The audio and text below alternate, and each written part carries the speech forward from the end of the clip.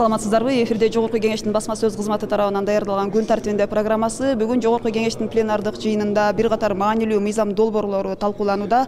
Атай кетсек, баштапкы кесиптик билим берүү жөнүндөгү мыйзам долбоору, ошондой эле прокуратура органдарынын 2020-жылда жасаган иштери тууралуу башкы прокурордун отчету каралууда. Алдыдагы 10 мүнөттө биз менен болуңуздар. Бурулкушпаковна, бизде Кыргызстанда ата-энелер балдарына жогорку билим берүүнү көздөшөт да, экономика, юридика, жогорку медициналык билим берүүнү көздөйт. Ошол эле учурда кесиптик техникалык билим берүү экинчи планда, же болбосо муну тоготушпайбы же көңүл бурбайбы ушундай мамиле болуп келет. Кыргызстанда кесиптик билим берүүнүн кандай мааниси бар сиздин оюңузча? Менин оюмча эң эле жакшы мааниси бар. Себеп дегенде бул баягы Советтер Союзунан калган мода деп койсок деле болот. Албетте жогорку билим алуу жөнүндөгү ойлорубуз. Баарыбыз эле юрист, баарыбыз эле экономист болуп аладыкпы чындыгында элечи. Бирок мына убакыт өткөн сайын жашоо өзүнүн өзгөртүүлөрүн киргизип атат да. Биз түшүнүп атабыз. Азыркы кесиптик билим өтө бизге керек экен, өтө бизге пайдалуу экен. Себеп дегенде аз эле кыска эле убакыттын ичинде биз ушундай бир жакшы кесиптерге ээ болуп атабыз. Мисалы мына бул салон, сулуулук салондору боюнча, анан повар жана башка стройка тармагында өтө көп кесиптер бар. Ошол кесиптерге эле окуп, бир көп ашып баратса 2 жылдын ичинде ушул кесиптерге ээ болуп, уулдарыбыз, кыздарыбыз анан өзүнүн жашоодо ордун таап иштеп кетсе, бул өтө жакшы нерсе деп ойлоймун. Азыркы кабыл алынып аткан мыйзамдагы өтө мындай бир убакытка туура келген жакшы мыйзамдардан болуп саналат. Анан албетте ал жерде анча-мынча кетирилген мүчүлүштөр балким убакыт менен чыгып калышы мүмкүн.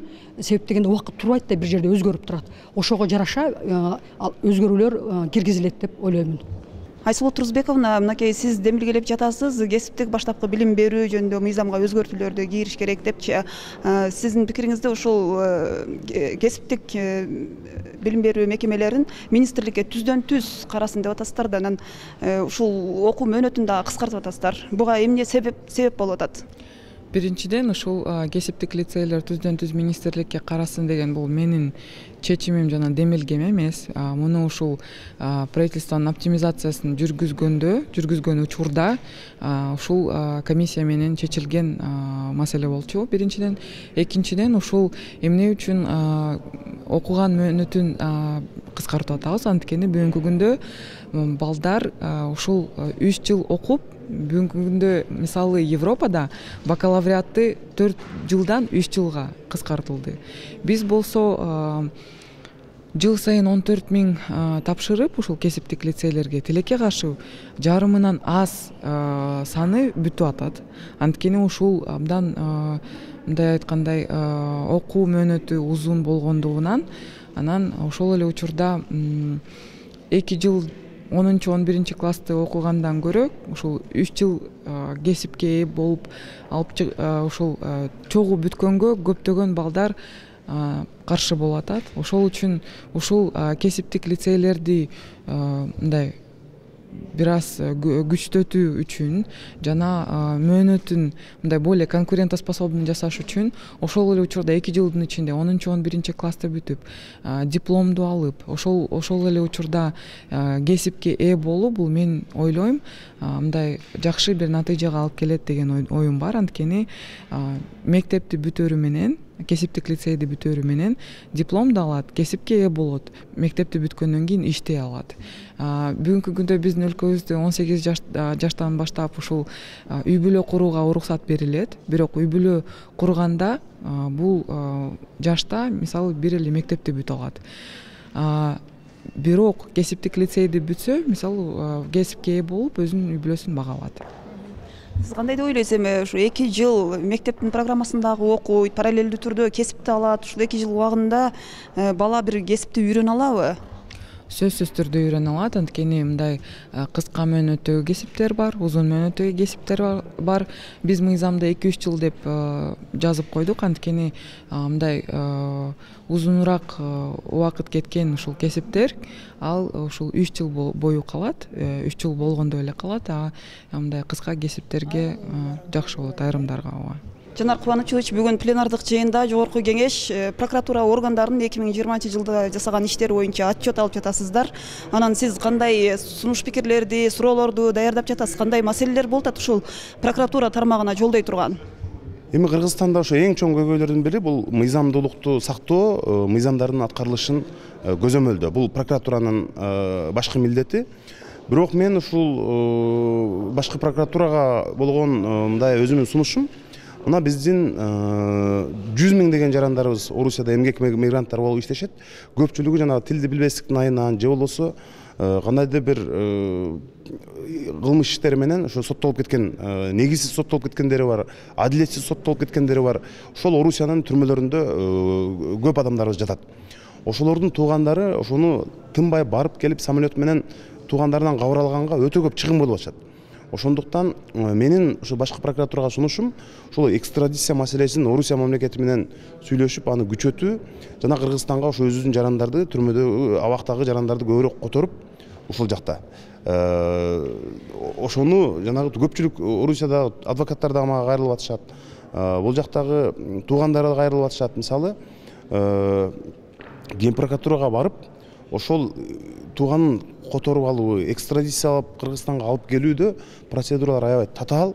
Ген прокуратура көп учурда мындай жабык орган, жанагы прокурорлор көбүнчө бизге көңүл урбайт деген мындай арыздарды айтып жатат. Мен ошол негизинен ошол маселени ошо Орусияда иштеген мекендештерибиздин айрым ушул камалып кеткендерди Кыргызстанга которуулардын санын көбөйтүү жана ошолордун тууган уругуна Ген прокуратура, башкы прокуратура болушунча ачык айрым орган болуп ошолор менен иштешсеңер деген ойду айтам.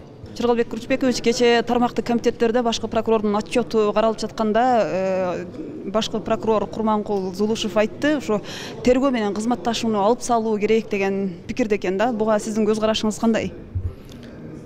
Мен кече күнү генералдык прокурорду комитетте профилдик карап отчетун канааттандык деп таптык. Чындыгында тергөө менен кызматташуу дегенди алып салыш керек. Анткени кызматташам деп жала жабуу дагы болуп калышы мүмкүн. Ошо менен өзүнүн шартын жеңилдетип алып атышат да. Ошон үчүн мен муну колдойм. Мен дагы сунуш айтып атам. Негизинде прямой и косвенный деген жала жабуу бар да. Мисалы үчүн өзүнүн арызы менен эле бул киши менден алган деген жала жабуу менен да бизде иш каралып атат да. Бул туура эмес деп ойлойм. Мунда жокко чыгарыш керек. Анткени ал киши алып атканын видео доказательство болбосо, ал кишини дагы жөн-жөндөн жала жапкандан камап салыш ал туура эмес. Ушуну дагы биз жокко чыгарыш керек. Анткени бул жаман көрүнүш болуп, адат болуп баратат да. Ушуну дагы четке кагыш керек. Кече күнү дагы генералдык прокурорго суроомду узаттым эле. Биздин мамлекеттик органдардын коррупциялашкан биринчи, экинчи, үчүнчү орунда биздин эмне айтканда чемпиондорубуз кайсы мамлекеттик органдар десем, өзүнүн сөзүндө жообунда айтты. Мамлекеттик кызмат кылган органыбыз биринчи орунда экен, каттоо кызматы.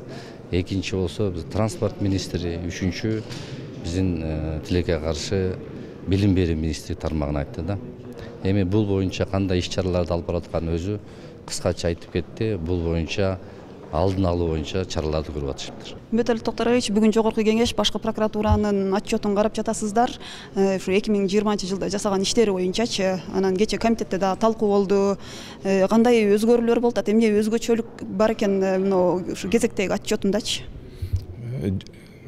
Кыргыз Республикасынын Жогорку Кеңешинин регламентинин негизинде жыл сайын май айына чейин башкы прокурор өзүнүн ишмердүүлүгү жөнүндө отчет берет.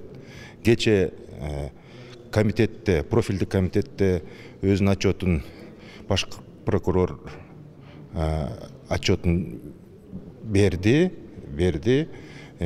Мага эң негизгиси анын бир суроо жоопто жакшы бир суроо жооп берди да. Биз деген азыркы мындай багытта иштейбиз деди.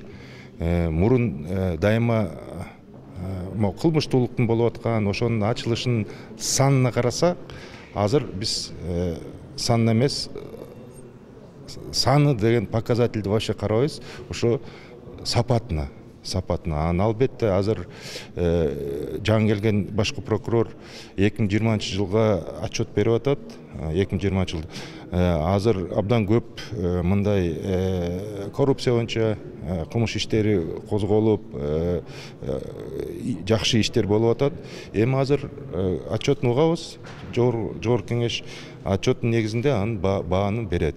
Сиздер күн тартибинде программасын көрдүңүздөр. Жогорку кеңеш талкуулаган маанилүү мыйзам долбоорлору жана чечимдери тууралуу парламент радиосунан, кеңеш KG сайтынан жана жогорку кеңештин расмий Facebook жана YouTube каналдарынан көрө аласыздар. Саламатта калыңыздар.